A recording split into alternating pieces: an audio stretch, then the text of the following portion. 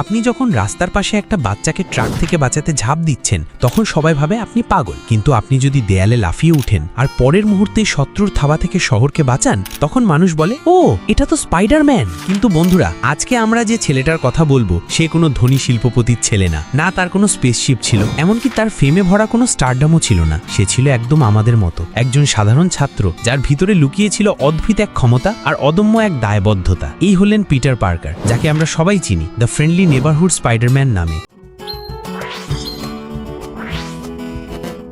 1. জন্ম ও পরিবার। জন্ম তারিখ। পিটার পার্কারের জন্মদিন সাধারণত 10 আগস্ট ধরা হয়, যদিও এই তারিখ বিভিন্ন কমিক্স বা সিনেমার ভিন্ন ভিন্ন সময়সীমায় একটু বদলায়। আধুনিক সময়ের মতে সাধারণত 1990-এর দশকে। পরিবার পটভূমি। পিটার জন্মগ্রহণ করেন নিউ ইয়র্কের কুইন্স এলাকায় এক সাধারণ পরিশ্রমী পরিবারের মধ্যে। তবে তার জীবন শুরু হয় এক বড় ট্র্যাজেডির মধ্য দিয়ে, যা তার পুরো জীবনকে পাল্টে দেয়। মা বাবা। তার মা বাবা রিচার্ড ও মেরি পার্কার ছিলেন গোপন এজেন্ট, কোনো গল্পে সিআইএ বা শিল্ডের সদস্য। খুব ছোট বয়সে তাদের বিমান দুর্ঘটনায় মৃত্যুর ফলে পিটার অনাথ হয়। এরপর তাকে বড় করেন তার চাচা বেন আর চাচি মে। বাল্যকাল ও পারিবারিক শিক্ষা। চাচা বেন আর চাচি মেই ছিলেন তার জীবনের সবচেয়ে বড় শিক্ষক। তাদের ভালোবাসা আর নৈতিক শিক্ষা পিটারের ভিতর স্থাপন করে এক শক্ত ভিত্তি। আর সেই চাচা বেনের বিখ্যাত কথা, যতটা শক্তি তার সঙ্গে আসে ততটাই দায়বদ্ধতা। এই বাক্যটাই পিটারকে সুপার হিরো বানানোর মূল চাবিকাঠি। 2. শৈশব ও পড়াশোনা। টিনেজার জীবন।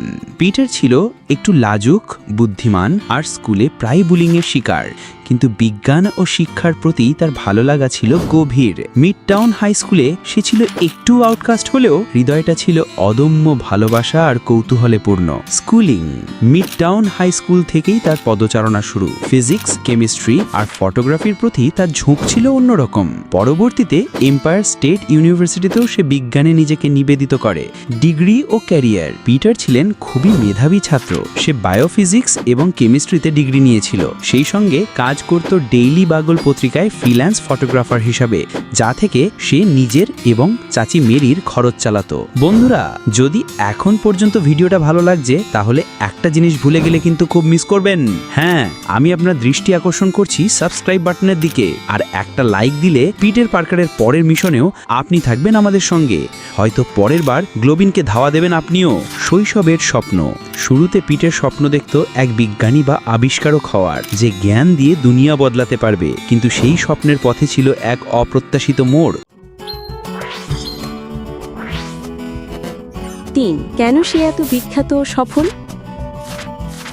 পিটার পার্কার শুধুমাত্র স্পাইডারম্যান হিসাবে নয়, বরং আত্মত্যাগ আর নৈতিকতার প্রতীক হিসাবে পরিচিত। সে কখনো জন্মগত হিরো ছিল না, ভুলের কারণেই সে হিরো হলো। সেই ব্যক্তিগত বেদনা তাকে অন্যদের জন্য লড়াই করার পথে নিয়ে যায়। কিভাবে সে স্পাইডারম্যান হলো? এক বিজ্ঞান প্রদর্শনীতে পিটারকে কামড় দিয়েছিল এক রেডিও অ্যাক্টিভ স্পাইডার। সেই কামড় দিয়েছিল তাকে সুপার স্ট্রেংথ, আগিলিটি আর দেয়ালে লেপ্টে থাকার ক্ষমতা। শুরুতে সে নিজের স্বার্থে এই শক্তি ব্যবহার করত, এমনকি রেসলিং প্রতিযোগিতায় অংশ নিয়েছিল। কিন্তু যখন সে একটা চোরকে ধরতে ব্যর্থ হয়, যিনি পরে তার চাচা বেনকে হত্যা করে, সে ধীরে ধীরে বুঝতে পারে নিজের দায়িত্ব। হিরো হওয়ার যাত্রা। পিটার শপথ নেয় নিজের শক্তি দিয়ে অন্যদের রক্ষা করবে, যে কোনো মূল্যে। সাফল্য ও অবদান। নিউ ইয়র্ক শহরকে অনেক বছর রক্ষা করেছে গ্রিন গবলিন, ডক্টর অক্টোপাস আর ভেনমের মতো দুষ্টুদের সঙ্গে লড়াই করে। কিছু সময়ের জন্য অ্যাভেঞ্জার্সের সদস্য থেকেছে। পড়াশুনো, কাজ, পরিবারের দায়িত্ব আর সুপার হিরোর জীবনকে সঠিকভাবে ব্যালেন্স করতে পেরেছে।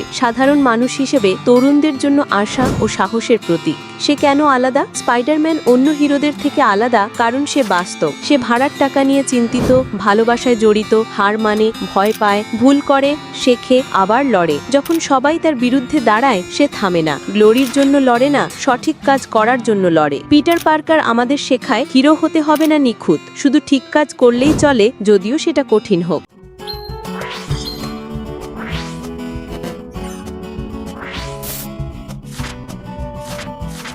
পিটার পার্কার আমাদের শিখিয়েছে হিরো হতে ধনী হওয়া লাগে না, শুধু দরকার সৎ ইচ্ছা, সাহস আর একটা দায়িত্ববোধ। সে আমাদের চোখে স্পাইডারম্যান, কিন্তু তার ভিতরে ছিল একটা স্বচ্ছ কোমল হৃদয়, একটা সাধারণ ছেলের অসাধারণ গল্প। আর যদি আপনি ভাবেন এই গল্প দারুণ ছিল, তাহলে অপেক্ষা করুন, কারণ পরবর্তী ভিডিওতে আসছে সেই ছেলেটা যে ভয়কে নিজের অস্ত্র বানিয়ে শহরের অন্ধকার রক্ষা করে। Batman the dark night, Bruce ওয়েইনের গল্প। ভিডিওটা দেখার জন্য এখনই স্ক্রিনের পাশে ক্লিক করুন।